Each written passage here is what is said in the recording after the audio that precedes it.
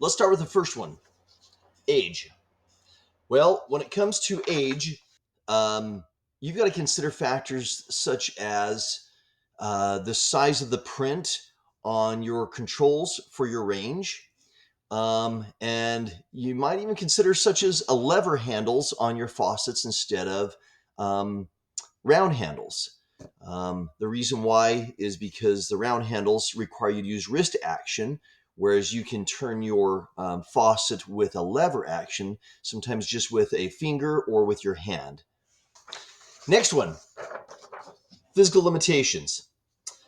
I'm talking about physical limitations such as a bad lower back, or sometimes if you are do you have an injury, that's a factor that can get in the way of things. Maybe you've got a bad knee. When it comes to these situations, you've got to consider then accessibility to get to things in your cabinets. So if you have to bend down a lot with a troubled back or a bad knee, you may consider changing where things are placed. For instance, a range might be better to have as a cooktop and then have a wall oven separately.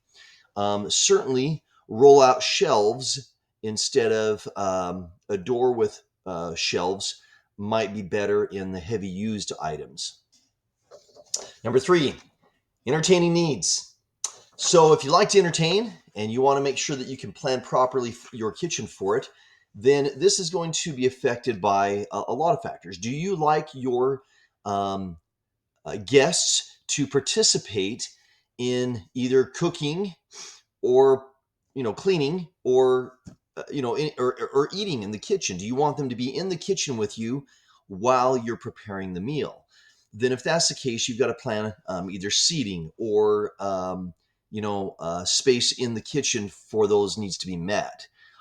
Sometimes you might want to consider other factors, such as where you store your dishes. If they want to help, say, do the setup, setting the table, it may want, if you don't want them interfering with you in the main work triangle or preparation area in your kitchen, you may want to put the dish storage outside of that work triangle so it's easy for them to get in and out of the kitchen to help you without getting in the way of your preparation. Number four, pets. Nowadays, I think most homeowners have some sort of pet. Some pets, it's not going to be that big of a deal. Has no interruption in the kitchen at all. However, dogs specifically are ones that you need to plan for in the kitchen because they'll often be in the kitchen with you. So where you place the food, where you put their dishes, or sorry, their food and water bowls.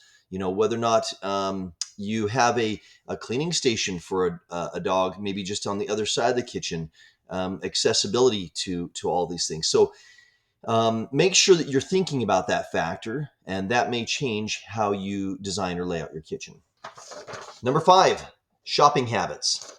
So how frequently you shop for food, ironically, will affect how you design or plan your kitchen. For instance, if you shop um, maybe once a month for food, you may have to have more cold storage to keep your food lasting longer. So you might even have to plan for a larger freezer space. However, if you're one that shops for food every couple of days and you shop for a lot of fresh food, you might not need a freezer in your kitchen at all. You might want the freezer in your garage, or you might need a very small freezer. The other factor, of course, would be, whether or not you have a pantry that stores your food for a long time, or if that's a part of your kitchen. Last of all, the number of users. So a little bit different than entertaining.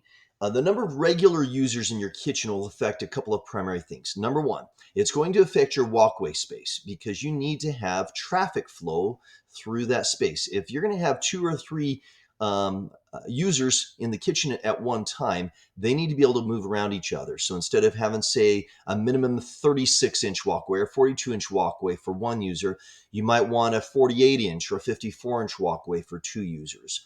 Also, your landing spaces. And also thinking about your appliances, where people are going to be standing at the time that they're helping prepare meals or clean things up. You may want to be able to make sure that there's accessibility from both sides of those primary workspaces or appliances. So those are some ideas. I hope that helps you out, and hope you watch more of the videos on Kitchen Math Experts. Thank you so much for watching.